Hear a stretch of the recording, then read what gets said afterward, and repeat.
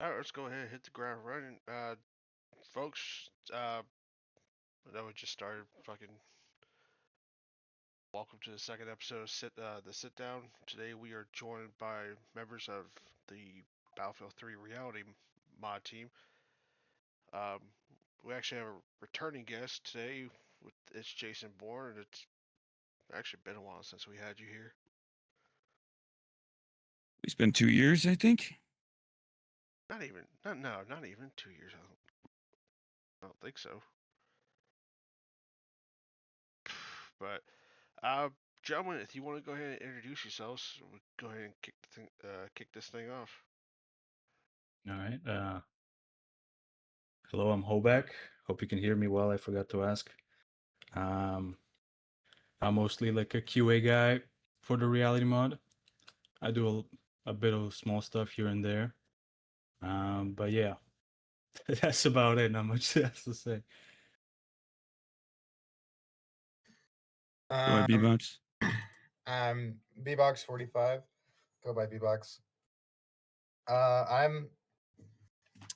I started in May, and I do almost anything not code related. But primarily I've been a game design, kits, factions guy. All right. And Well, okay.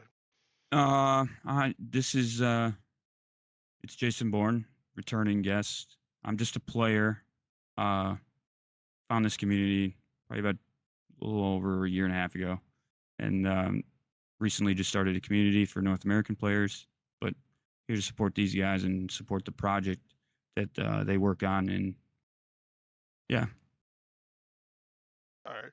So let's go ahead and cut down right into the meat and potatoes.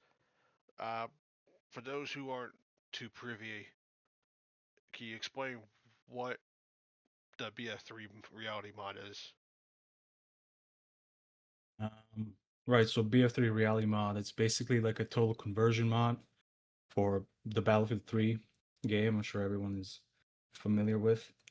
Um, Basically, the aim is to kind of turn the normal Battlefield 3 experience into a more streamlined Milsim sort of experience. It sort of aims to strike a balance somewhere between a game like Battlefield 3 Vanilla and games like Arma.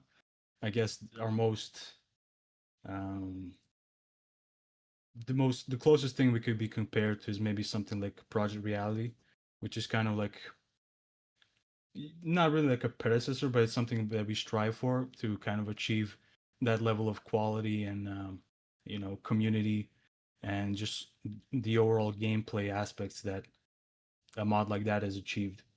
That's how I would describe as reality mod. How would you Yeah, describe it, B-Box? I wouldn't really add much to what Hobak said. My elevator. I never played PR. This is actually like my first Milsim to my remembrance. So my elevator pitch is just it's a complete overhaul mod, mostly, that takes Battlefield 3 and makes it a lot more tactical and team based. All right. No, Okay. I'm not sure if you no, want you to go ask. ahead, Squid. Go ahead.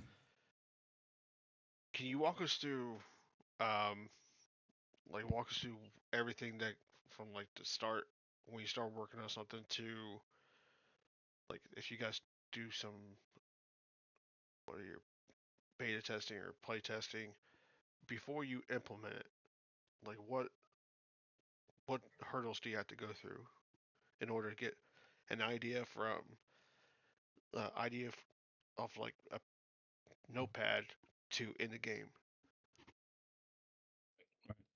So basically, well, the good thing is that the good and the bad thing is that we don't really have like a lot of players. And what I mean by that is that basically everyone that kind of plays right now, we can kind of use them as our play test or subjects because it's not Just like little guinea even pigs. if it exactly like even if you push like a big update, the ramifications are not too massive. It's not going to disrupt like a community of like hundreds of or thousands of players, you know. But essentially, the whole kind of tube of thought is like someone gets a cool idea or some feature they want to implement. They suggest it. We kind of brainstorm on how we um, want to approach it, or rather, how the devs like Ori and Desert, how they're gonna implement this sort of thing in the code. And so we kind of get in a voice call and just kind of discuss the idea. And basically, from then on, like we get to work immediately, or like the coding guys, they get to code, and then pretty soon they release like a kind of like a development build that everyone can kind of check out and test out on their own private servers, and essentially kind of push it to its extremes, try to break it, see where if there's anything wrong with it. And if there's something wrong, we report it and it gets fixed. And if everything is all right, then it's get pushed to development and it gets pushed into the next update, which sometimes they come weekly, sometimes they come in every 2 weeks. But essentially development is pretty rapid in that sense, because um we don't have to worry about that sort of backlash, if you catch my drift. Right. Yeah, I would just expand on that, and say, well, from my side at least, a lot of what I do, um, I know what I'm doing, and so I can basically do it first try. A lot of what I do with the kits and with the new factions and whatnot, a lot of the content that I add, um, there's sort of a pattern that I follow. So I know I test it on my own, local server a couple of times, but for the most part, I know what works and what doesn't.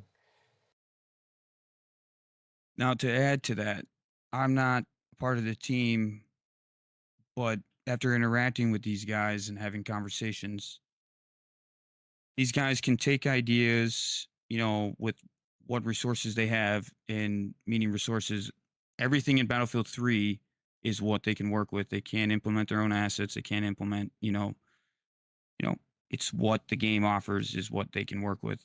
And it's pretty remarkable to see the creativity levels of you just pop in a server one day and you see some of the logs and you're like, wow, you know, they're just taking a broad idea, implementing it if it works, and we'll try it out and see how it rolls. But uh, and they're open to ideas too. That's the nice part. These guys, they want the feedback, um, and they're open to anything. They're not some communities you go to or some games that supposed to interact with your community, and that's what these guys do. So that's all I have to add to that.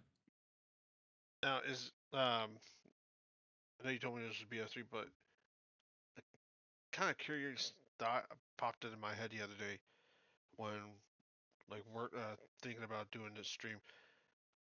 Was there like, or is there, or was there a plan to possibly move this towards BF4?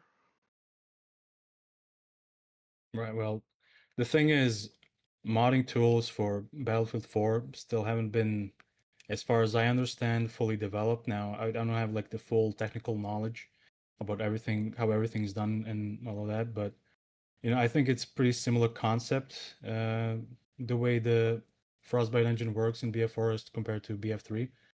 Um, one of our guys, one of our devs actually, Desert, he's actually actively working on or contributing to Warsaw Revamped, which is the similar project, a similar like a modding platform for Battlefield 3, for Battlefield 4, as Venice Unleashed is for Battlefield 3. So I would say currently, right now, it's still too much in its infancy, and maybe like not as developed yet for us to kind of take up mantle and um, move it over there. That's one thing, and the other thing is like there's just a lot of things that I believe wouldn't be compatible in this if we were to port it. Like we would have to redo a lot of the things and rewrite a lot of the code, which is just it's a lot. Like thousands and thousands of hours of people, testing out stuff and coding, and has been put into this project, and it's not so simple to just copy and paste it over to Warsaw Revamped. But who knows? Maybe if Warsaw Revamped becomes like really popular, there might be a precedent to potentially move the project over there. But right now, it's too hard to say. I think. I mean, I'll add to that too because I think we should talk about what Venice Unleashed is. Venice Unleashed is basically it's a it's a free platform basically that's community ran uh, for just Battlefield 3. So that platform has basically been revamped and rewritten to allow them to do, what we're talking about right now. So it's pretty after playing this project and seeing, what you can do, it's you would think that Battle or EA would release, the modding tools for, their past projects because look at how this was created. I mean, sky's the limit, but yeah, no, this is Venice Unleashed is unbelievable and they should be releasing their final update for the platform. I'd say probably within the year. So, Reality Mod or EA? uh well, you guys can talk about that, B-Bots and Hobeck, about where the project's at right now No, for the I was 1.0 release. when you mentioned the final update, I was kind of lost. You talking about like a final update from EA or?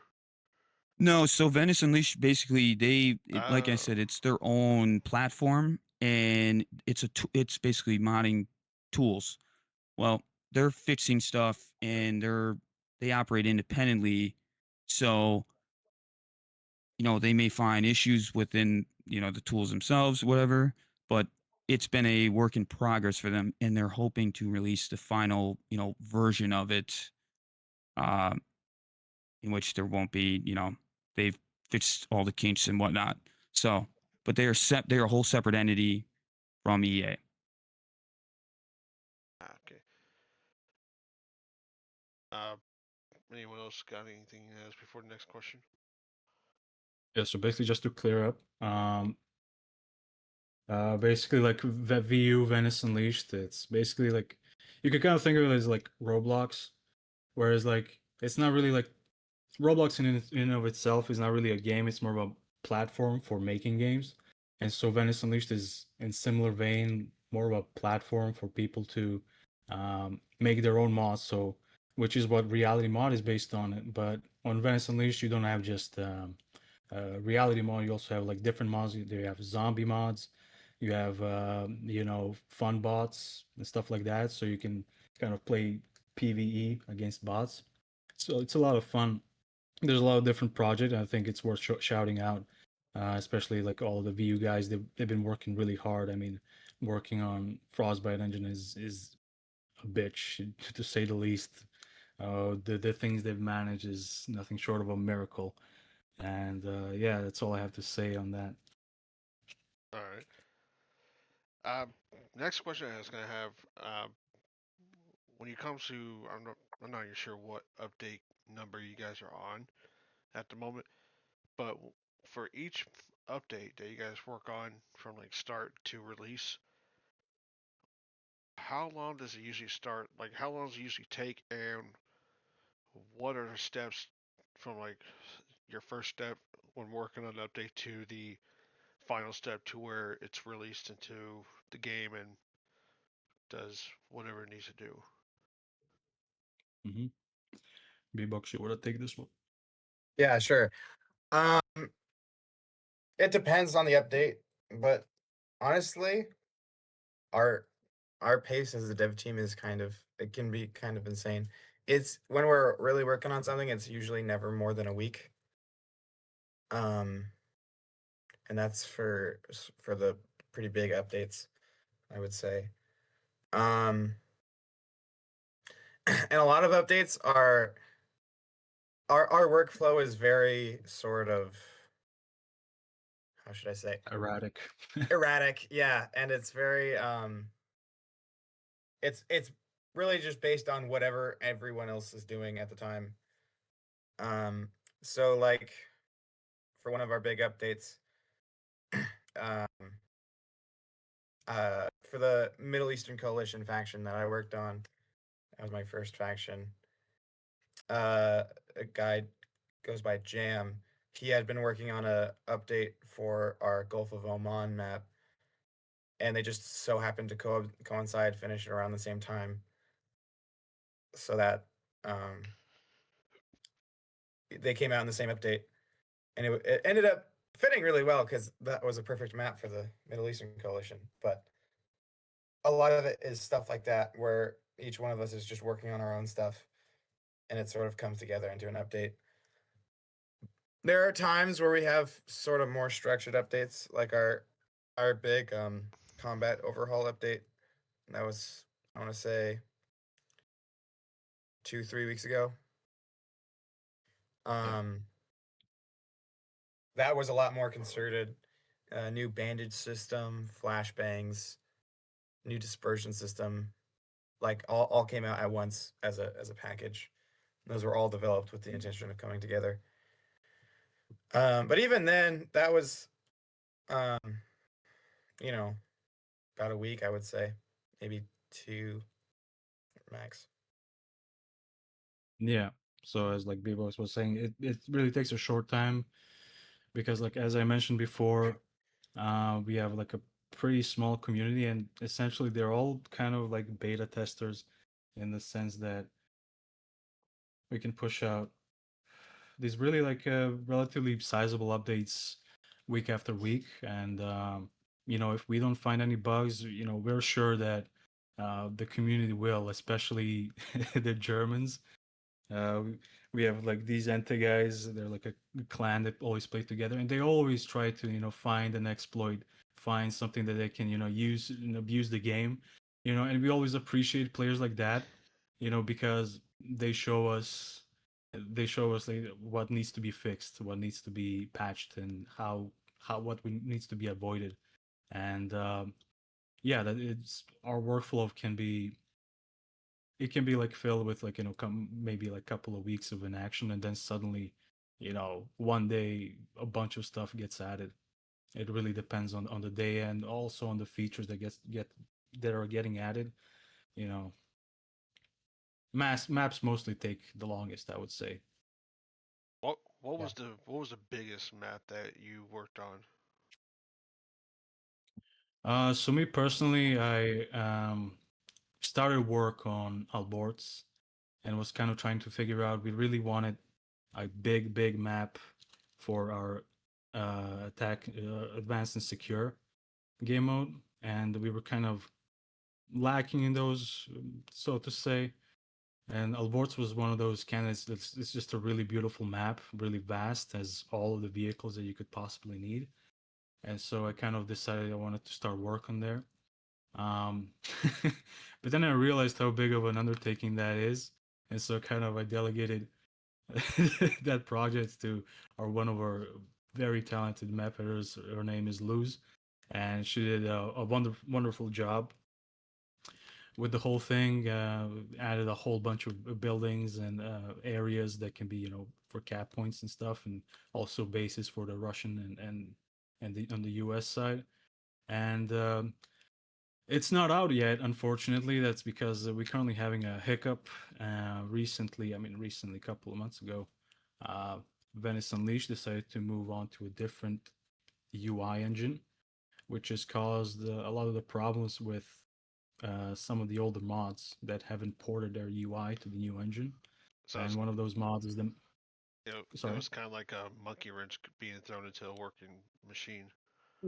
Yeah, a little bit. So right as it was, we were about to finish and launch the map. The whole update gets pushed, and unfortunately, the map editor is broken. So we can't, go in and fix, little things here and there. But overall, the map is finished and 99% finished, and just it's waiting for the port. But yeah, Okay, the so current map, the current biggest map we have right now, sorry, is Kandahar, which is also a map worked on by Loose and Jam, and it's fucking massive. I mean, I think it's currently it's like 3 kilometers by 3 kilometers, I think, and we're also honestly looking into even expanding it. shit, damn. I slight correction. I think that Bandar is like 4 by 4 kilometers, so it's Okay, slightly bigger at the moment. so But I gotta ask. So would that be like one of the biggest maps you worked on? In honest opinion, what was the most pain in the ass map to work on? The most pain in the ass. Karkand. I Oh don't even yeah, work on Karkin, maps. I don't definitely even work Karkin. on maps, but it's Karkand. Oh yeah. Well, first before I was gonna do Alborz, I was gonna do Karkin rework because Karkin has a lot of bad things going on with it. Like it has a lot of problems, and Karkin is just one of the favorites maps in terms of just the vibe and the terrain and stuff. So I figured, I, what other map to work on. But little did I know what what pickle I would get myself into. That map is horrendous. it's just a It's whole totally. can of worms. Yeah, it has a lot of problems because like in the map area, if you try to delete certain buildings, it would just instantly crash the server. And for some reason on my computer, when I tried to launch the vanilla Karkin and start from there, it wouldn't load one of the bundles correctly, and it just I'll be stuck in a loading screen essentially. And it's just a pain in the ass, and honestly, we still don't know what to do about it. I So mean, for now, it's gonna remain as is. I feel like I But understand as that soon as because we can, I got back home today and booted up BF3, and I haven't played it for like a month. I'm playing TDM on the fucking oil field map, and I try to switch classes, and it's got me stuck in wherever the fuck it was. So I kind of understand at least what you're talking about when it comes to. yeah, yeah, yeah. Uh, so, uh, what with these updates, like you tell like do you add like new weapons, new vehicles, or is it stay the same weapon vehicle uh, that we all know from BF3? Yeah, unfortunately, as Jason mentioned before, currently we are stuck with the vehicles that BF3 offers us. So we can't right now. We don't have the technical capability of adding any new, custom assets to reality mods. So what that means is we can't add like a new tank. We can't add like a T-72 or maybe like a new helicopter or anything like that. We just basically kind of have to use the base vehicles we have and work based off of them. As for weapons, the same thing. We can't add any new weapons, any new models, and anything like that. But we can, uh, modify them in depth to how they function, their rate of fires and damage numbers and all of that, their recoil patterns, and dispersion and everything like that. But for example, B-Box, he's working on the Chinese faction right now, and the Chinese have a lot of, or BF3 rather has a lot of those Chinese weapons that we can use. So you know, he Um, started using them for those kits. so kind of wanted to touch on factions. You guys mentioned like a Middle Eastern faction, a Chinese faction. How many factions are there currently? I only played BF3. What was it? I'll say a handful of times because it came out when I was overseas. So when I got back, that's when like BF4 started to roll out. Uh, Mm. like how many factions originally were in BF3, and like how many extra factions have you guys rolled out? Yeah, so in the vanilla game, in the base game Battlefield 3, there's only two. There's the U.S. and there's Russia. Particularly the U.S. Marines, and then just Russian ground forces.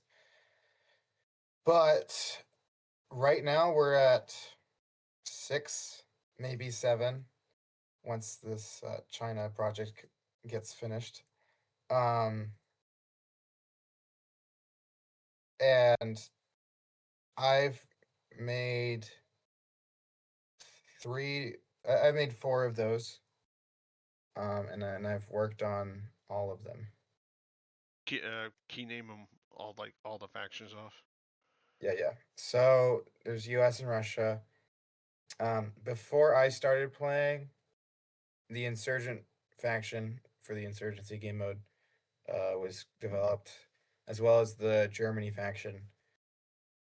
And then after I came on, I first made the Middle Eastern Coalition, and then the IDF, and then the UK, British Armed Forces.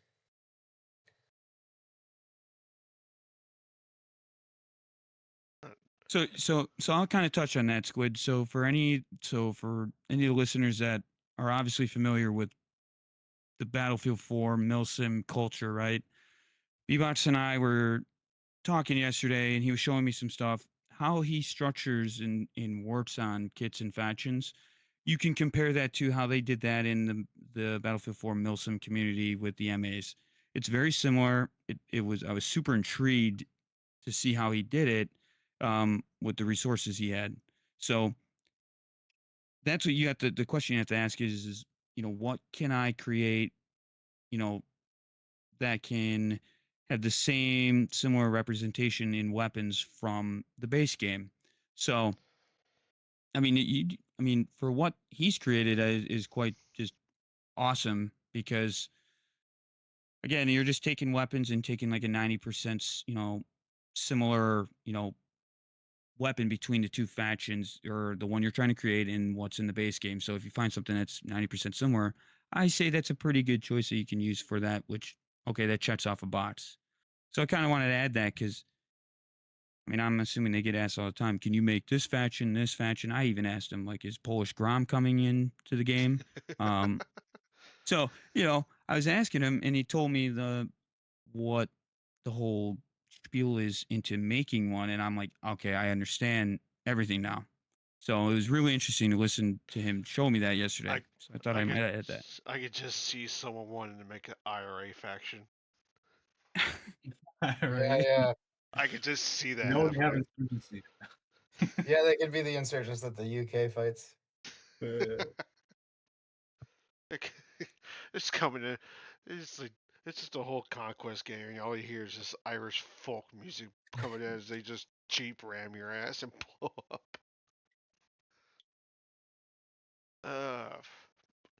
So touching on weapons. No, um, you got any Russian weapons, Chinese weapons. Do you modify them to like, say, you could pick up something that looks like, at a glance it looks like an AK, but you pick it up, it's something else. If that makes sense. I guess is your question. Um, can we give them different statistics or properties, like fire rate or whatever? Kind of like how each like Eastern European weapon has like their own version, like the AK. Oh yeah, I understand. I understand. Yeah, actually, that was something that I got our project manager, or I'm fairly code illiterate, so I got our project manager Ori to work on this system. Up until recently, every weapon just had one name, but now based on the faction, I can actually go in and change the weapon. So, I guess one good example would be the M240, GPMG. The M240B is the U.S. Marine designation, U.S. military designation of the FN mag. but other countries use it obviously. For instance, the British use it as their for our time period. They use it as their main GPMG, but they use it under the name L7A2. And up until recently, on both factions, you were just using the M240. But I got Ori to make it so that we can call, depending on the faction, we can call whichever gun, whatever we want. So like, okay, yeah, you probably just said it. But like 240 for the Americans, it'll be called something else. Yeah. All right. Unfortunately, we can't change how anything looks at this point because we have to stick with all the in-game assets. But the One thing names, we can change though, sorry, one thing we can change though is what type of sights it can use. Scopes. We can also change the image inside the scope. So what kind of what sort of display, what reticle it's going to have. That's one of the one of the few custom assets we can do is custom, for example, ACOG reticles, which is pretty cool, and they're accurate. Like if you have a marker, if it's displaying like 500 meters, it's the bullet drop is gonna drop by that much, so you have to compensate for aim. It actually it is accurate to that. So So big. like a more in-depth, uh, like something that seems more. If you look at like through the BF3 Reality Mod, then go like IRL, get like a somehow come up with this ACOG for like your civilian AR or some shit. It'll be like, oh yeah, this is exactly like that. Kind of essentially. I don't We even know if basically you kind of can get look. it. I don't even know if you can get an AR or not AR, but I don't even think you can get an ACOG. Well, not really like obviously like it's all done by Desert. He spends a lot of time. These scopes take a lot of time to tweak. Get the right ranges displayed. Properly. He basically, as far as I understand, he just goes on Google, searches for this site. For example, like ACOG or whatever, kind of looks at, sees what it looks like when you look through the scope, and kind of tries to replicate that, you know, in the SVG editor. I think while we're on that topic of desert, right? Um, these B-bots in Holbeck are guys that joined the team in the current state of the current state of the game. When you go on the website, if people were to go on there and read what the team is and what's about them, uh, it's a fairly large team. It tells you that there's been over 100 plus, contributing members to the project itself. 9 years plus of, development in 700,000 lines plus of code and 80,000 plus work hours. So Shit, I don't even want I have to think give a about shout that. out to those guys, Yeah, to all of them, because this is a volunteer basis. There's no money involved, and Has someone I in my offered? go ahead, Squid. Has someone offered to buy or some shit? Hang on, someone. Who the hell?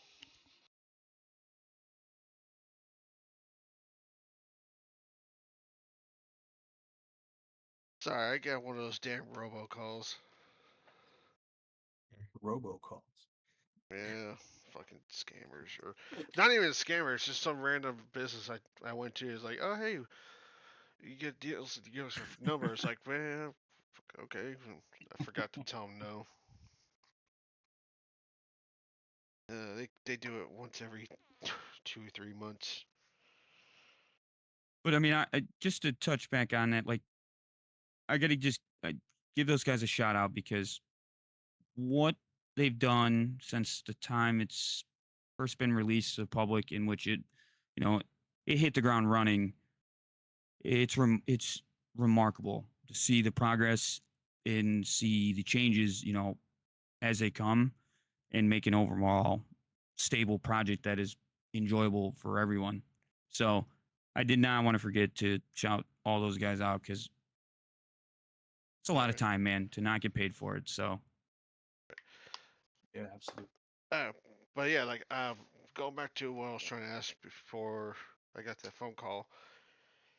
Has someone like tried like offering like to buy you guys out or Not as far as I know. I don't think there's been any off.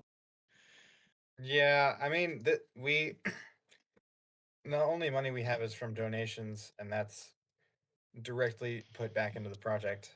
Um, this is all volunteer. We don't get paid at all. Um, it's for the love of the game, really. Yeah. son of a bitch? Um, but there's no money to be made here, really. There's nothing we could monetize. I don't think even we could monetize anything, seeing as all of our assets, Fuck you. aside No, from absolutely. Desert Scopes, are belong to EA. Belong to EA. I think Uh, well, all of the donations they receive, they basically go to covering the server costs and everything. But yeah, I don't think we definitely couldn't monetize. I think if we made even this, EA would come and strike us down, definitely. Um, so when like I know you guys are primarily EU based. Like for say someone from the US wants to join, but like before the stream, I look like the three servers that appeared on the website. It's like didn't really look like there's much activity. If they wanted to join, what would be the best time for them to join? Oh, B-Bucks knows that. um, I'm I usually live over in U.S. Eastern Standard Time. Um, right now I'm in Central. Sorry, someone's at the door. Um, I'll just answer the Now, question. Um, I'm getting phone calls. You're getting Central doorbells. Central Standard Time. Usually around 2 to 3 p.m. is the best time to get on. I will say, try to join the Discord. Try to look at the website. That's where you're always gonna find the best times to get on. We got guys who will ping everyone when people are playing. That's the best way. Bebo, Yes. I'm here to grab Matt's TV for the game night. I'll go for him. Okay. Yeah. So That's fine. I'll mute real quick. with me, so Bebots and I are North American players, right? So Squid, you brought up a perfect question, and this is where I can kind of come in. The weekends are the best time to get the best activity for a game. So with me being in Central Standard Time as well, we don't start loading into the server until about 1:30 p.m. Say that's when we start seeding. The game doesn't get rolling till about probably 2, and then we'll probably play at least 2 games. But what basically I'm trying to do is I've already talked with Ori and I've talked with the team. I started a North American group. Um, That was actually going to be and my next question. and I'm hoping, when they get close to the 1.0 release of the project, I will have the server up and running, and then I already have the foundation set to hit the ground so that I can run the server and have a place for North American guys to fall in and play, because it's difficult, and especially for someone like me who works during the week. On a weekday, like I said, it's the same time, 1:30 p.m. We usually start rolling in there, so it's hard getting North American players, but that's what I'm trying to do and bring, um, at least a place for that. Because, I mean, if you go back and watch videos, this project was huge. There was a lot of traffic. Servers were filled. YouTubers were making videos. So, you know, I'm hoping for that to happen again. And right now, I'd be the only one to have a North American server. Who's to say that doesn't change? But yeah, that's basically where I come in and been trying to push really hard to recruit more North American players. So Now, when you're going to, when you say you're starting up a team, Can you elaborate more on that? Like, what are you looking for? Are you looking for like extra like people to help with coding, or you just help with people trying to build up the numbers again? Well, right now with the player base being where it is, I want to do my part of just bringing more players to play the game. So you know, my group isn't really structured to where we'll do different clan or group fights. That's for future. If we have the player base to do that, but just I want to have a Discord server so you can get a ping. The guys who are active and will see it. They can communicate, and we can have a better organizational structure for bringing guys in. And to add what Bebot said, when you join the Discord server, ask questions in the channels, that are provided. Guys will help out and get you help to get into the server or whatever. So the main goal right now is to get more players to play. It's number one. So teams after that, just have to wait and see. But I want to just try and bring more guys in. Uh, Yeah, I will say that's been a funny experience lately, or with this game specifically. I found usually I'm able to get my friends or my friend groups into games, but this has been the one game where I'm usually the one playing alone. I haven't really I've gotten a couple friends into it from time to time, but nothing's really stuck. when you I guys mean, I do, guess oh, sorry. nothing. I was just gonna say. I guess part of I think the trouble is just that it's a bit of a hard game. So when you're coming in and dying over and over, it can be hard to keep playing. Um, when it comes to playing, like when everyone starts hopping on for however long, many rounds or games they want to go for, what is usually the popular game mode to go to? Like, what's the popular combination for like the game mode and map?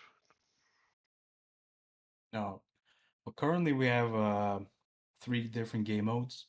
We have skirmish, which essentially like small arms fire, small teams. Usually for smaller player bases. That's usually what people play on the daily. But then on when there's a bit more people, 15, 16, up to 20, 30 people, we usually go for either AAS or insurgency. Now AAS is essentially advanced and secure. It's if you've played PR, you know what it is. So it's same as insurgency. It's pretty much the same game modes or similar. Uh, those are the those are the type of game modes that really promote uh, larger teams and more teamwork. Um, you know, sh- it, you have more vehicles available to you, whereas skirmish is more based on like smaller parts of the map that capturing different objectives.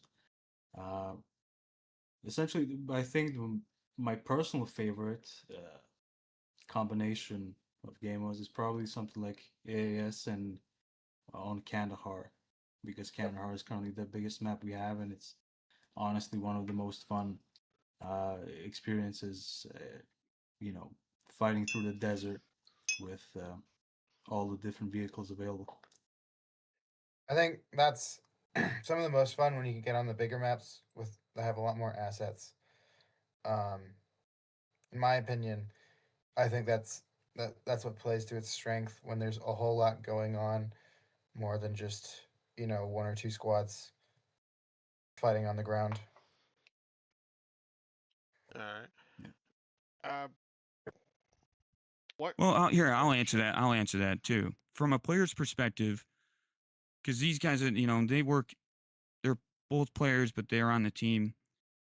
When I first came in, to add to what Bebot said, the game is difficult. There's a learning curve, but when you skirmish is always fun.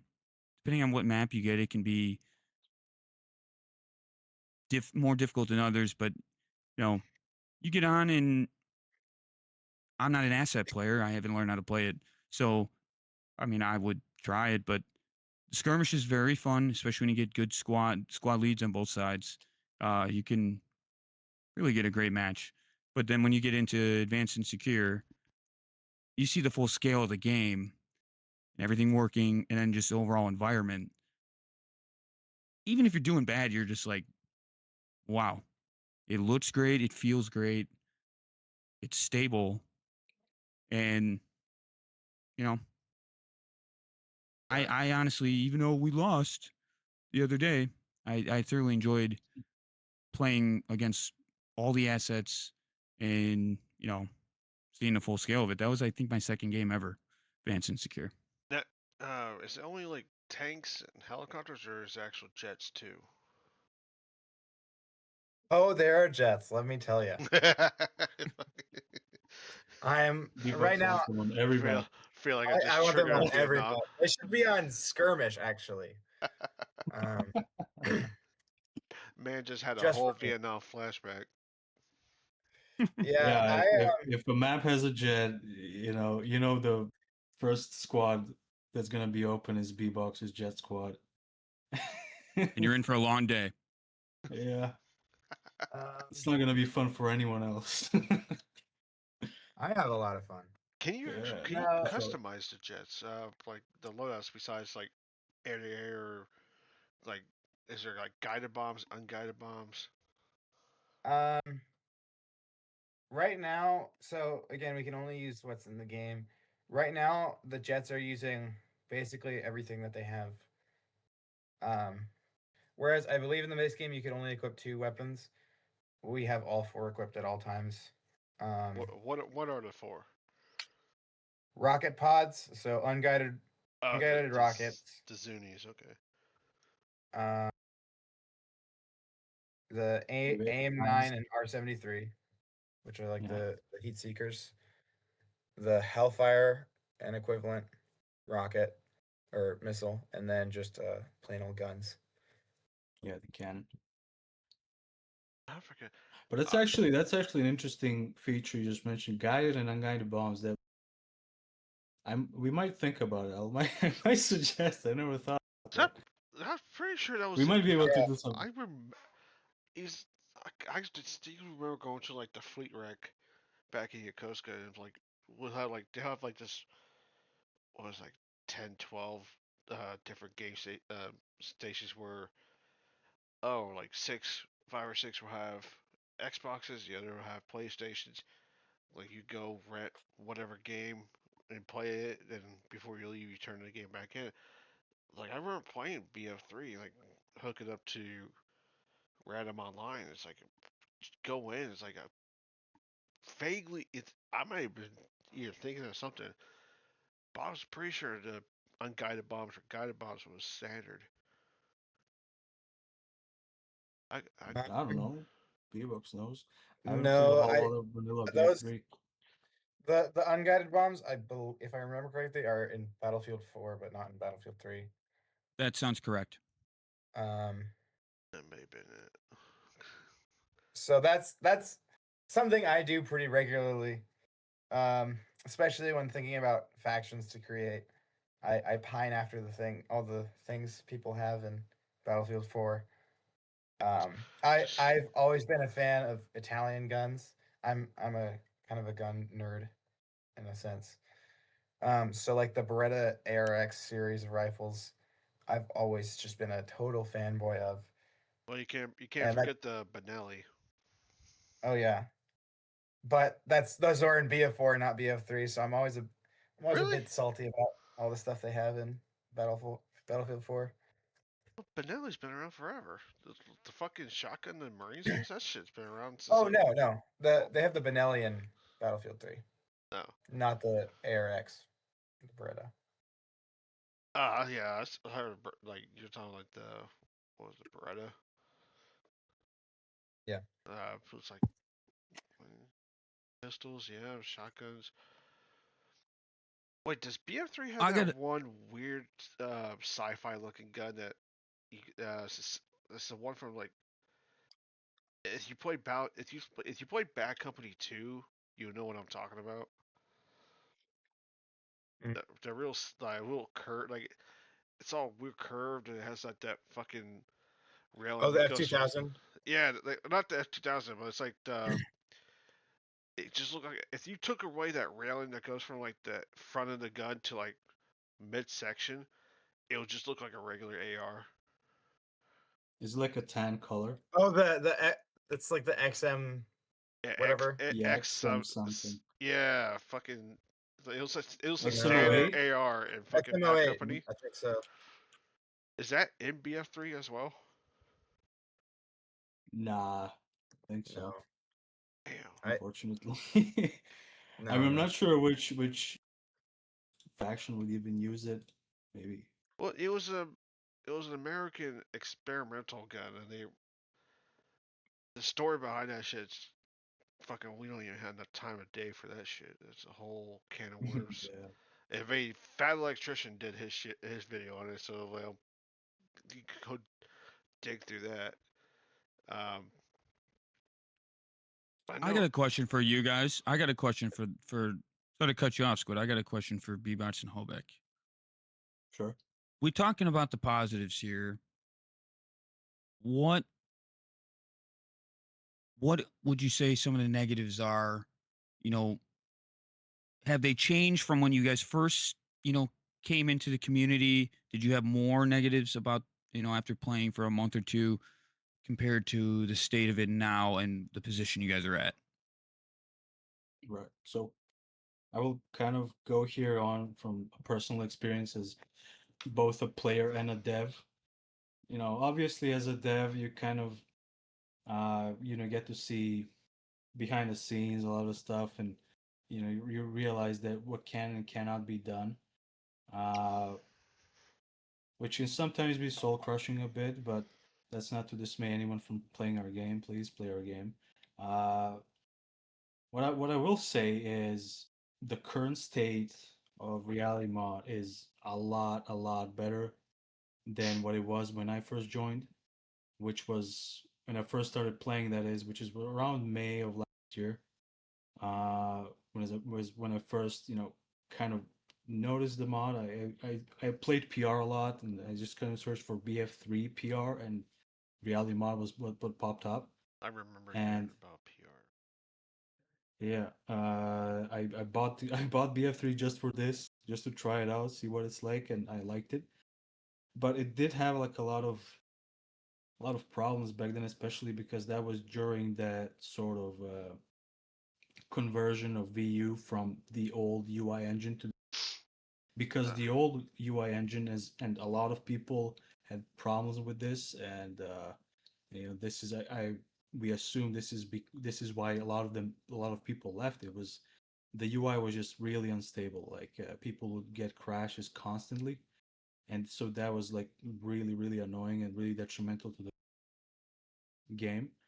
And so the VU guys, we decided, or they decided to, you know, work with this company. They're called Coherent Labs, and they essentially worked up this brand new UI engine that we just kind of, or they just kind of integrated into the VU.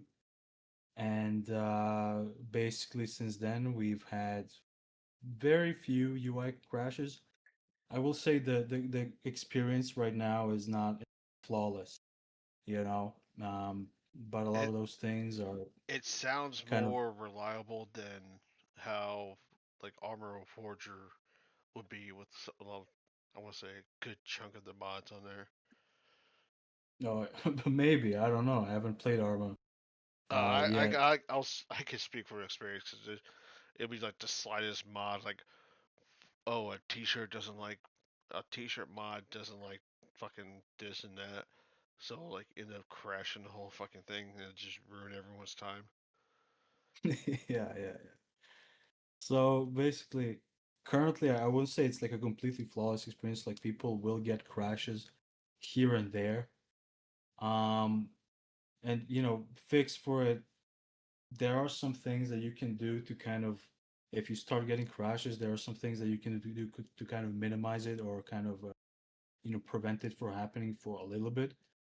We kind of found out that it's your shader caches. might get filled up, so you might want to delete those in Wait, your NVIDIA or AMD settings. uh, Sorry. pardon. What kind of caches? So basically, like whenever uh, you know your GPU has like drivers and stuff, so whenever it loads up a new game, it kind of stores this, it creates a shader cache, which is basically like, you know, I don't know the technical Oh, aspects, but They're, basically, okay. they're basically stored in the GPU and they can be reused. No, because exactly. when he said that, like for some reason that what's that fucking Christmas movie with Grimswald? And like Christmas Vacation. yeah, like Chris, like cousin Eddie coming out with like the fucking RV say shitters fools. Like, did he just say that? That's Yeah, that's what I thought. so That's what I thought. I was like, what the fuck's this shitter cache? Basically, over shitter time, cache. when you play games, the GPU stores these in a folder so that when you load back into a game, they can quickly be utilized Even and basically tasked. even if it's on You know, Steam. Yeah, it for does it any for any game. game. Yep. Oh, Yeah, I did yeah. not know So that. that's one Now, way to kind of mitigate the crashes is delete, those shader caches. There's also restarting or reinstalling your GPU drivers. That also tends to, fix them. But yeah, it's unfortunate that these issues still persist. We're still not. We're doing what we can about them, but it's mostly up to the VU guys to kind of figure them out, because we get these crashes and we get these crash logs, but there's no way for us, RM to interpret them.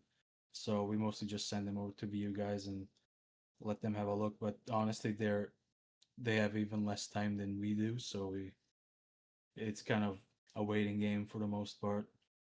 But yeah, I mean, I've I've played the game pretty consistently for the last 6 months, and yeah, I'll have a crash here or there, but typically it's not something that's done or a task isn't done that from the mod's perspective. It's more or less my uh, doing, like the overlays, say from Discord or other things. Those all can interfere with your session, and you have no idea. So I will say I've had a few crashes, but for the most part, it's been flawless. Uh, and from what I've read in the past, as Hoback said, it was really unstable. Crash here, there happens. It's not going to be perfect, but the state it was to now where it's at, it's night and day. yeah, And it's a miracle, honestly.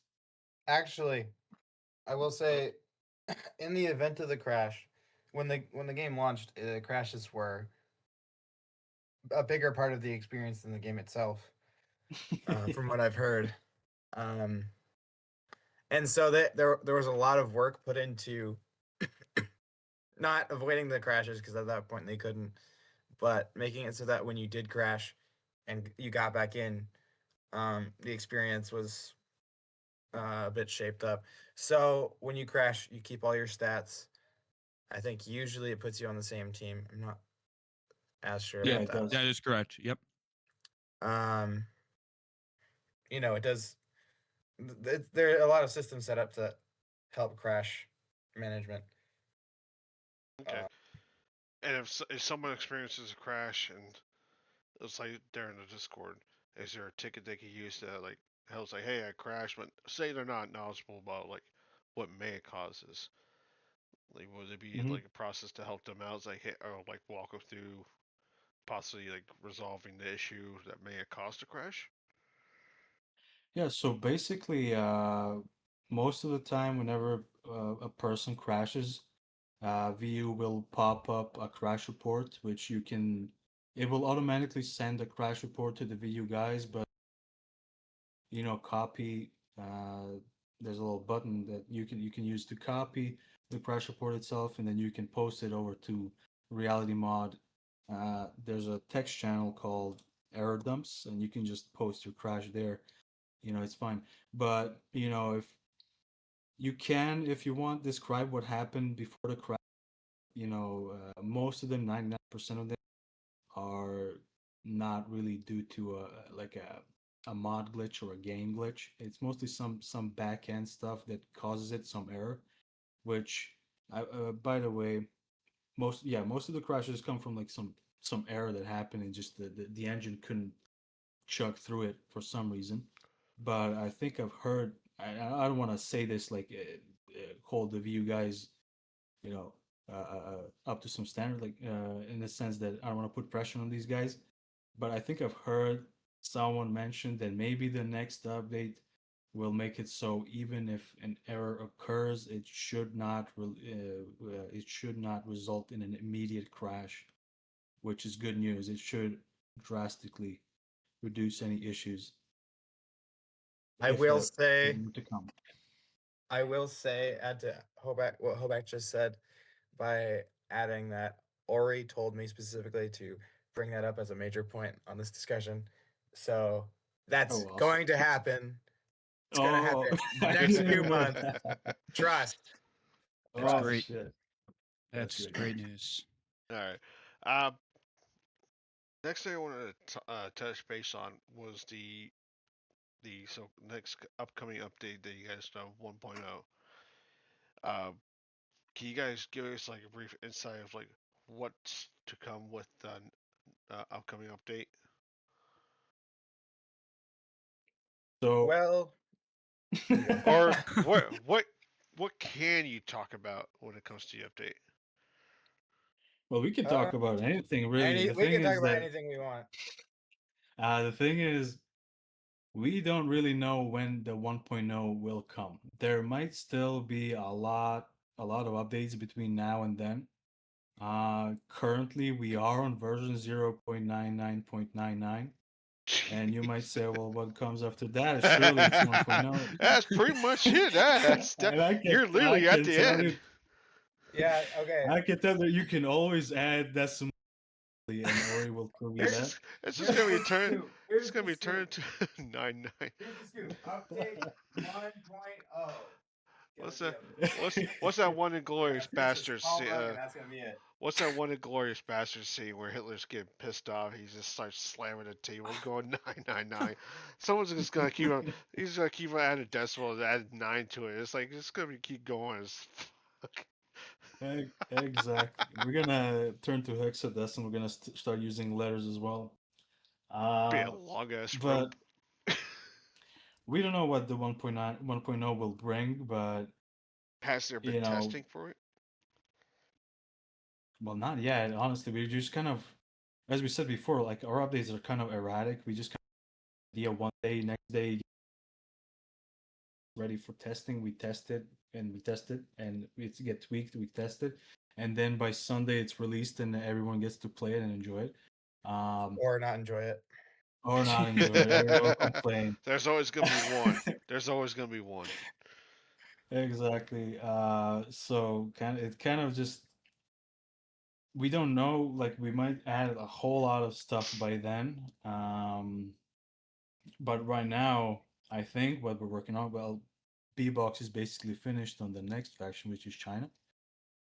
Other than that, I don't think we haven't planned any more features right now that are in the works. Actually, Plans in the sorry, I works. forgot.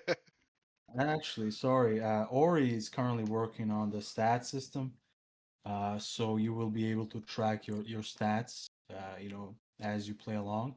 or like, Not the stats uh, for the current game. or We're like, kind of trying to we are you decided to disable those are you talking about because a like lot when of it's tracking people, stats? Are you talking like battle log? yeah, kind of like battle log, Yep. exactly.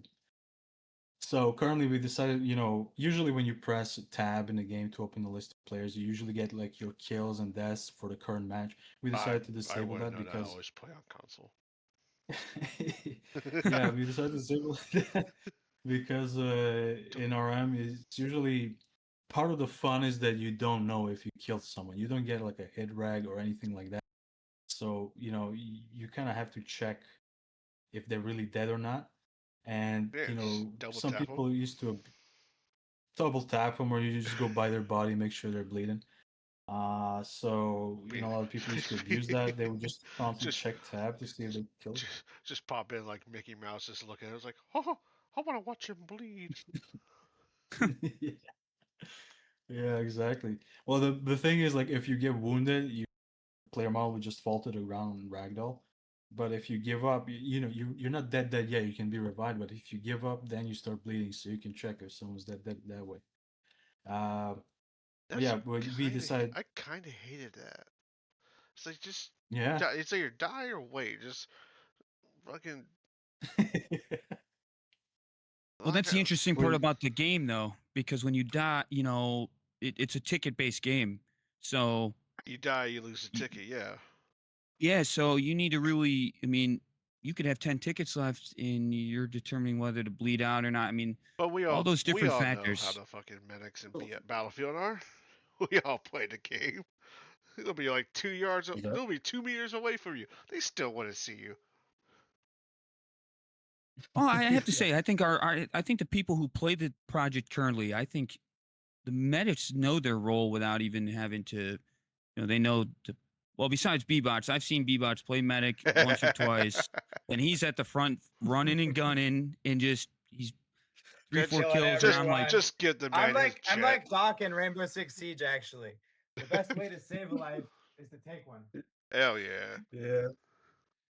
but I think what players need to understand is that when you come into a project like this and you play, each role is specific, and yeah, I mean, you really get to utilize, that bit of the role. Like a rifleman, people are like, yeah, it's not important. Well, rifleman is very important because if you have an AT guy, your rifleman holds an ammo bag that, everyone uses, bandages, all this and that. So, Oh yeah, and yeah, I forgot about that. You can reload um anti-tank guns. How is the like given the base game it's now is the what do you call not the reload time, but like if you run out of fucking rocket shots from like your AT4 or some shit, and a guy throws down an ammo bag, is the time to resupply like is it still like the same as the base game, or is it a little shorter to where it doesn't take too long to get a new uh, round of AT4 compared to the base game? Uh-huh.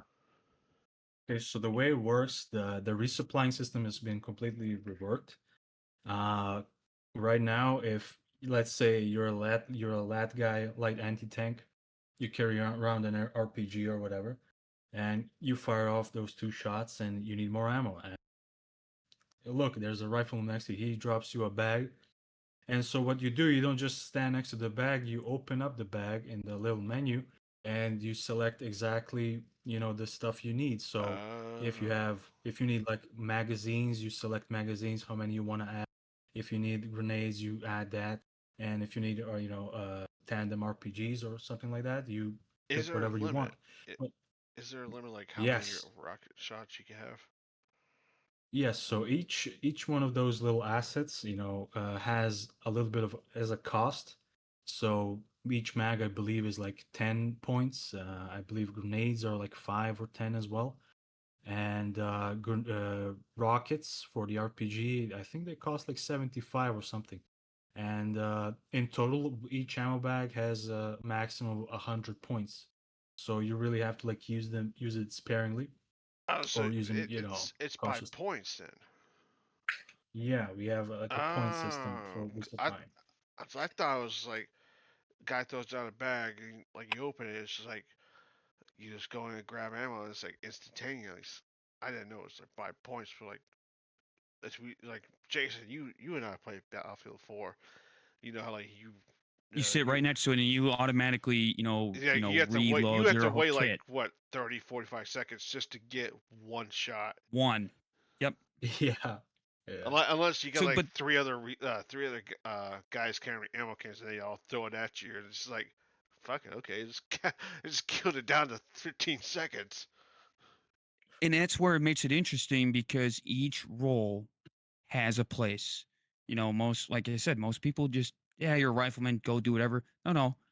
you can do your own part, and it's be a huge member of the squad because the medic he doesn't have defibrillators. You get 3 defibs per spawn, so it's every player is important in the squad, and every role.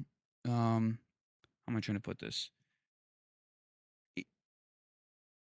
Holbeck, you may have more stuff on this. I mean, you know what I'm trying to say. Yeah, yeah, yeah. So Yeah, every role has its own purpose. Every role has its own specific use. And if you're misusing a role, if you're playing it in a way that it's not meant to be played, then you're just not gonna have a lot of success. And you're not gonna contribute a lot to the team. So if you're like pick a medic, um, before medic used to be a very self-serving role, I could say, because you used to be able to like kind of patch yourself up and heal yourself up. So if you get hit, you can only get hit like 3 times maximum before you go down, usually. And so what you would have is what even I used to play as, like if I had a medic kit, I would just kind of rush forward and kind of shoot everyone. If I get hit, I just hide in a corner, heal myself back up, and start pushing again. But uh, we completely changed that with the recent update with the bandages and stuff, and now you have to like medivac can only be used to heal others, and you have to use bandages on yourself to kind of patch up the wounds and stuff like that. But to go back to what I was saying before, the kits, every kit has its own purpose. Rifleman being the most kind of multi-purpose, the sort of, what would you call it, a jack of all spades. Um, he's very he's a lot he has a lot of use case ammo for his ammo bag.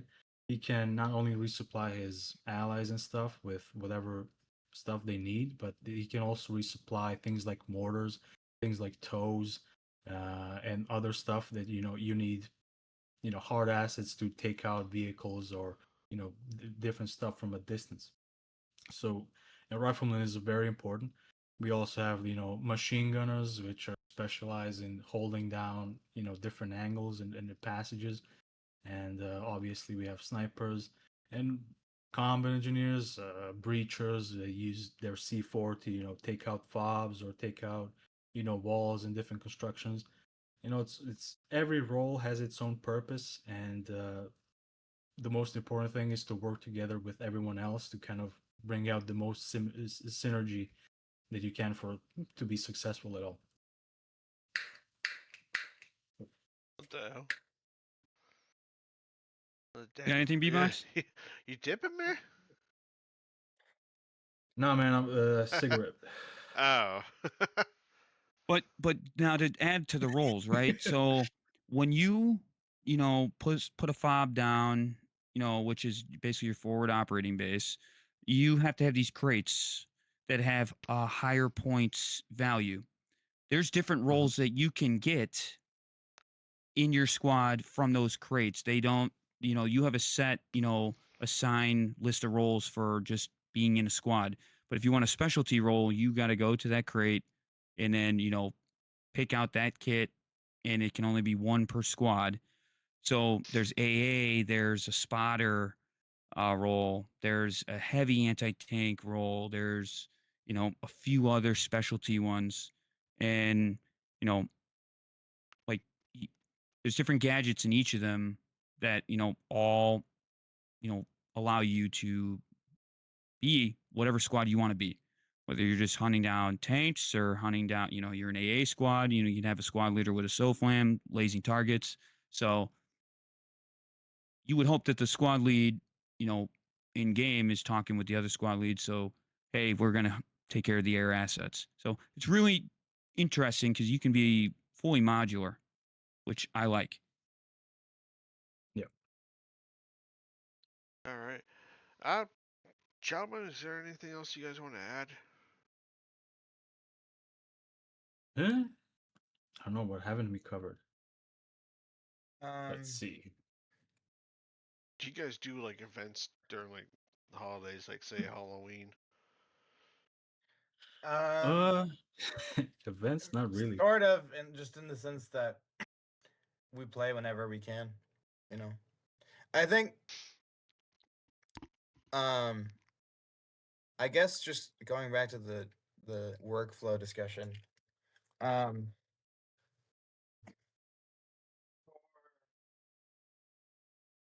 Um, We lose him. I think Hello? that was B-Box. Yeah. y'all lose me? Hello? No, he's still here. Yeah, We yeah, got yeah, you. you kind of cut Alright. off there a second. Where'd I lose you? Talking about the workflow. Talking about workflow. Yeah. Yeah.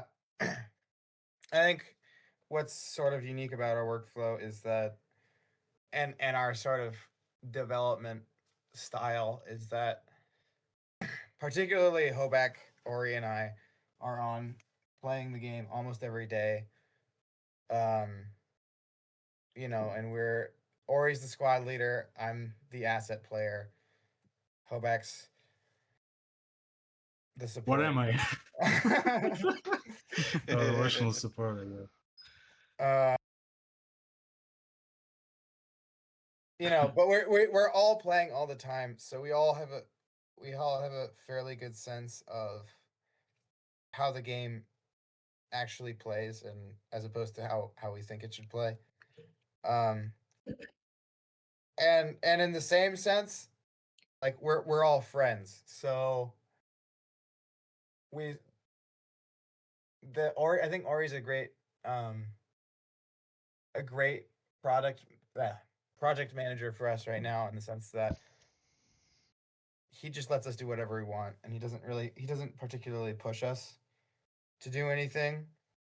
Sometimes he'll say, "V-Bucks, get this thing done," and for me, it's just like a change in one line of code. Um, but aside from that, we really just do what we want to do when we want to do it, which means I haven't developed anything in a while since this China thing, which I'm still waiting on Ori and Hoback for to finish up. But What do you need me for? or Hoback's the recoil guy and the sway guy. Oh yeah, I forgot about that. And then Ori knows how to do the UI, which is a total foreign language to me. But anyway, I haven't done anything since I finished China. But if it comes a point where I think once China's done, I've already, spoilers maybe, but I've already been thinking about PMC faction. Black, do Blackwater. Just do Blackwater. Yeah, who knows? But just and I could wipe that out in most of the 2 days. And so when we get going, I think Ori's really good at just taking the reins off and letting us do our thing, which I think really helps with the development cycle. It's what makes it so that we'll have these huge updates week after week from time to time, because we're just fired up, and that's what we want to do. Now, sometimes I think we've actually a couple of times been in a very unique position in terms of game development, where the developers are actually outpacing the community. Usually the dynamic is, the community's like, we want more stuff, we want more stuff, we want more stuff. And then the devs are like, just drown them in it. Yeah, but they're drowning. There have been quite a few times where players have actually started to complain because we've added too much stuff too quickly. It's like, God damn it, slow down. Yeah. And it's just been because, we got fired up, and that's what we Someone just shotgun like 4 monsters at once. Well, I'm going to add to that, right? I'm going to add to what Bebot said, because I was given a role in the Discord to basically be on the team, and I can see different channels and see the different work flows going on. I shit you not. You will wake up one morning and see just ideas being thrown around, or you'll see Ori release, he'll fix, some of the UI, he'll rewrite the whole code for it. It'll just be like out of the blue. So these guys just work when they get into that mode, and they'll just bust whatever out, and then ideas are just always popping up in their heads. So it's awesome to see, because there's no pressure, and these guys, like, it there's no one telling them or sitting on their shoulder saying, hey, you can't do this, you can't do that. It's like they just open the gates, and you're free. They let you go. So seeing it from this perspective is way different, because Bebot said it best. They do more stuff than I see studios and other people do, Um, with um, funding. yeah, yeah, yes. Final question I got is, when it comes to like working on these maps and whatnot, do you guys place Easter eggs in them? Mm, I don't know. You have to Well. find Actually, I haven't worked on any maps, but whenever the China thing's been mostly done actually since like early August. I've been waiting on this for a long time. Um, but I did add an Easter egg in the China faction. People to find. What is I won't say, but Oh, I don't even know what how it is. can you tease them? How would they find it? um Give us a clue, man. let's just say Come on, damn it, we need crumbs. that they might find it when infantry might find it when pushed into a corner. I'll say that. Is it? Is it a Bro, fucking? thank you, that's Is it like a little like what an audio clip where like there's just you're playing some like Chinese soldier or some shit, and for some fucking reason you hear someone yell "Bing chilling." No, nothing like that. It's just, Maybe similarly I thematic. expected it to be like some John Cena shit from when he was in China. I was like, what the fuck? Yeah. it's actually a good idea. Or it'd be And like, actually, or when like you throw down an ammo pack and you like open a bag and like there'd be like some QR code or someone scans it and just takes it to the fucking Rick Roll YouTube video. yeah, I think there's a lot more room for that kind of stuff than we've sort of realized up to this point. Okay, yeah, Actually, guys, Hoback and folks love that shit. I were looking today. Our our big issues, I would say, is that a lot of our maps are just really tiny, just like small. Yeah. In PR, actually, I don't have a number, but Hoback knows the maps Yeah, are. so in PR, maps are massive. It really lends itself to a huge 50 versus 50, gameplay where, you know, everything is happening all the time, but the game has these long moments of quote unquote boredom. And I believe if you played Arma, you probably experienced something similar, where Yep, there's just a whole lot of nothing happening. Armor And Forgery. Yep. but exactly, but there's always something happening out there. There's nothing happening, and we've kind of been looking for that, where to kind of, because I think those moments of boredom where there's kind of very little happening, they actually accentuate those high octane, high Yeah. action Just giving moments. like, oh, guys chill at the fob, like next to some artillery piece or some shit. Just giving like some insurgent like that pops up. What they call? They used to have a guy over in Afghanistan they call Single Shot Freddy, where like he just takes, yeah, he's just some. The guy described him as some old Afghani who takes pox shots at troops. He doesn't hit anyone, but he scares the hell out of everyone.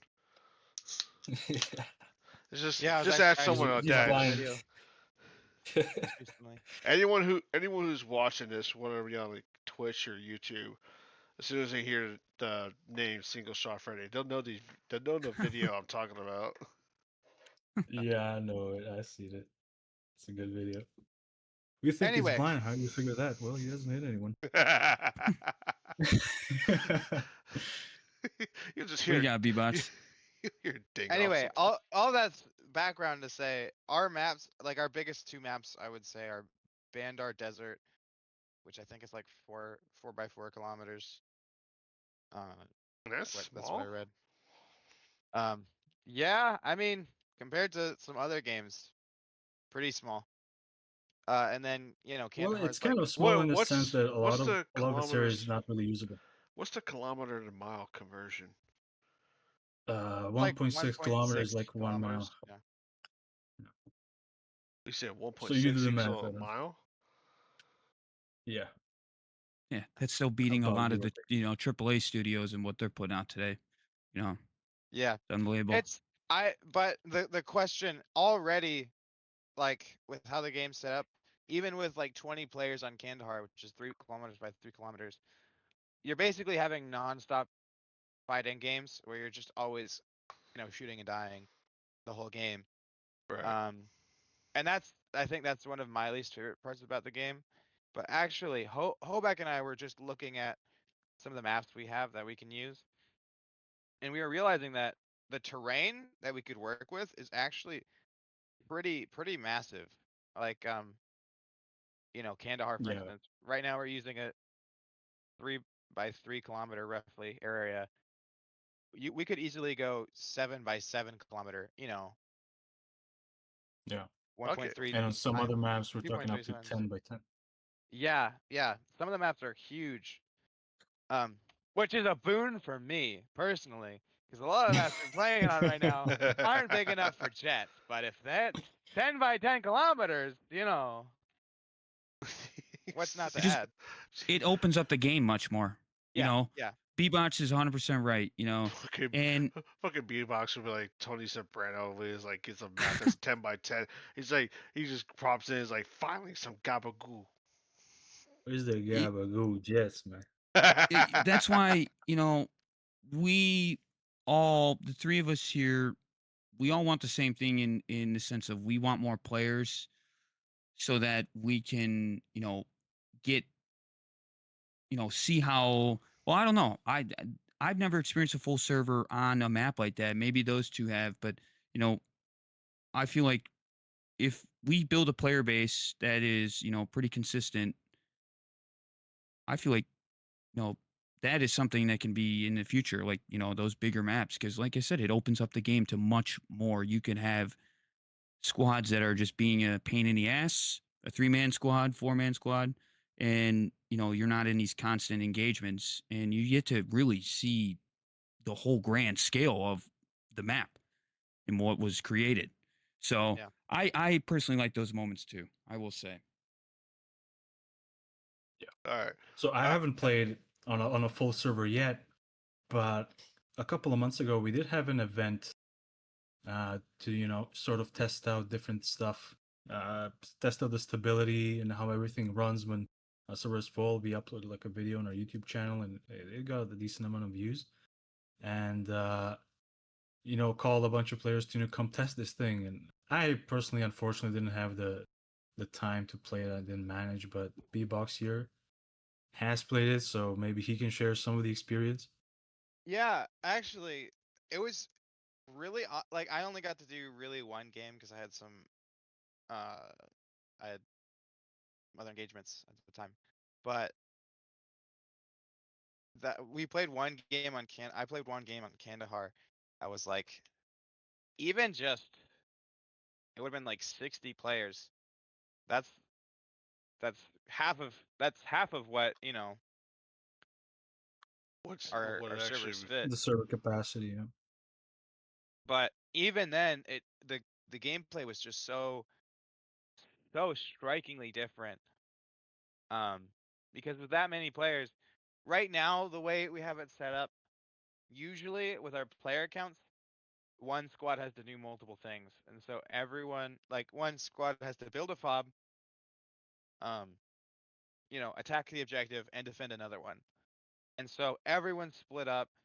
There's very little coordination because there really can't be, um, and things are kind of just dysfunctional and disjointed because the player count is so small.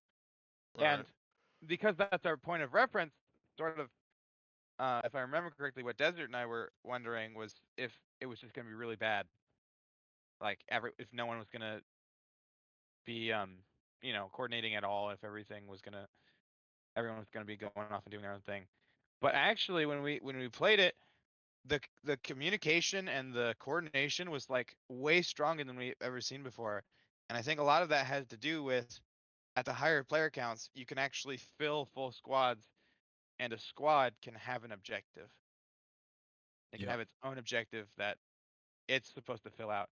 And so this squad can go attack the objective, while this squad can defend, and they don't need to do both at the same time. And so you have less stragglers who are just finding their own thing to do. And Right. it's a big it really does make a big difference. Um, you know, I Yeah. forget I what the agree. question was now. I But agree. I agree with that. It really, you see the difference in how the game is played, right? Because that's typically how you guys, the original founder of the project who made, had this idea. That is his image of it. Full scale, 100 players, 120 players, each squad having their own role, and it's not an Arma type of Milsim, but the game already itself is Milsim.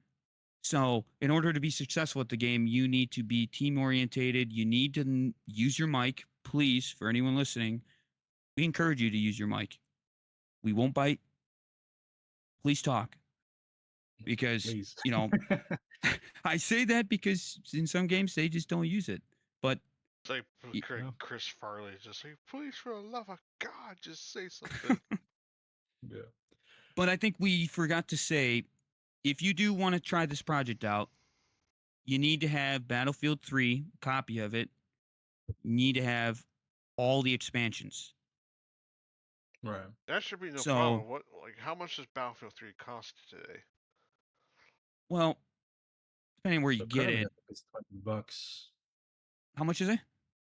Currently, it's like $20 when it's not on sale. It's 20 Let bucks. me Fucking just, BF4's cheaper than that. You yeah, go let to me take a look GameStop actually. and fucking get BF4 for like $5. Oh, Well, my bad. on It's actually $40, but on you can probably get like a G2A.com, key. yeah, on G2A.com is where I reference people to get keys, and like I saw it on there for $11.99, and you can catch EA giving a sale on their expansions. So, but I know I won't say that these guys are willing to do like a giveaway or something like that, but I know that's been some of the chatter amongst a few others that we've talked about. Ori, I think, was with Bebots and I, but I, you know, I want people to try this out. Yeah, So there I is a bought it for potential. friends. Go ahead, Yeah, Hobek. yeah, that's Sorry. awesome. I was gonna say, there's what you say about the giveaway and stuff like that. There is a potential.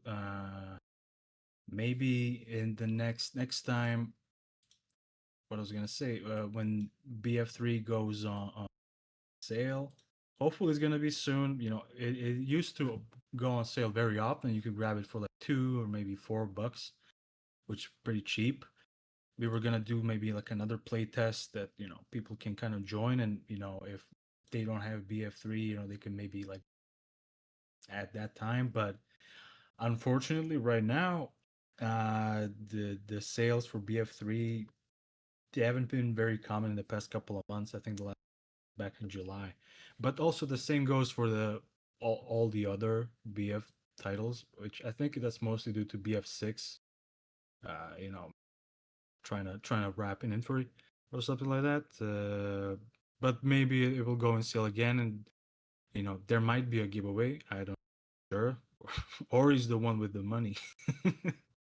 So if he wants to do something like that, I think it would be great promotion and everything. But yeah, no Alright. promises.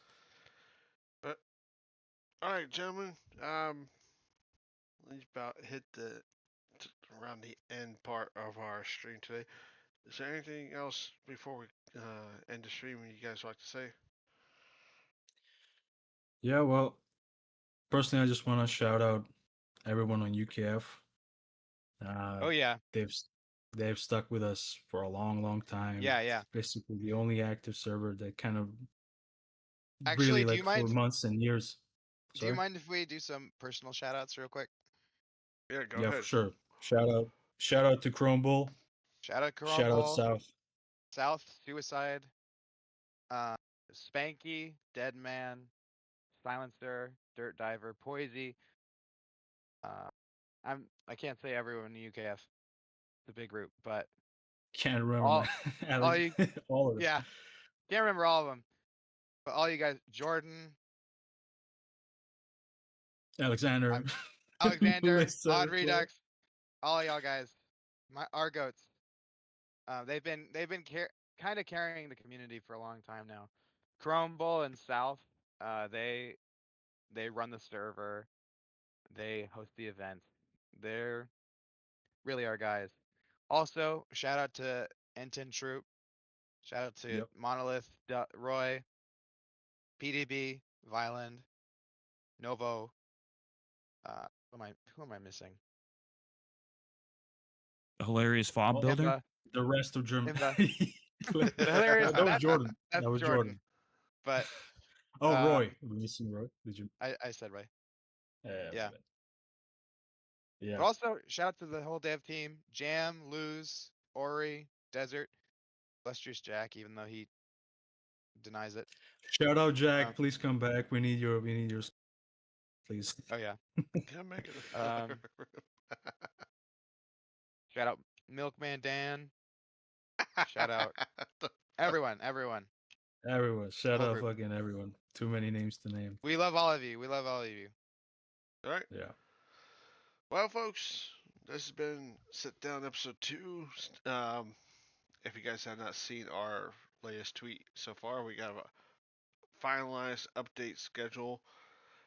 Tomorrow we'll be doing a stream with um, LA Flash. For those who remember, he popped on for as a CO for 3ID, or if not the CO, then an officer for 3ID.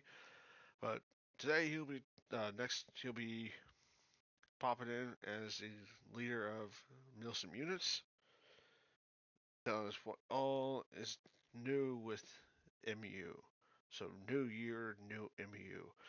As for the Keegs and Cokes stream, we will be doing that Saturday at 1900 CST. That's 7 p.m. Central Standard Time. We'd look to have you guys there.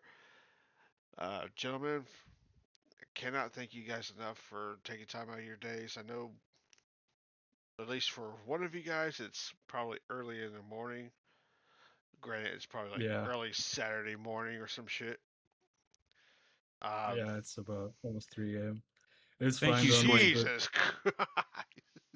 Squid, thank you for doing this. I really appreciate it. Yeah, thanks for having So, us on. It's been a Yeah. great time. Thanks for having us on. Yeah. That's no problem. Absolutely. When Jason, when you sent me this shit, I was like, I took a peek at it. I was like, oh, I saw this. She's like, okay. I mean, this is new. And of course, over time, like I keep peeking at it. It's like, fuck it, let's do it. I mean, let's do it. Shit, we work got. like this, work like this deserves to be recognized or acknowledged. Yeah. So You are I, 100% correct on that. I can't say it enough. Give it a try. If you don't like it, you don't like it. But Yeah. who's to say you won't like it? And everyone is friendly in the community. All you have to do is ask for help. But Right. it's different. So give it a try.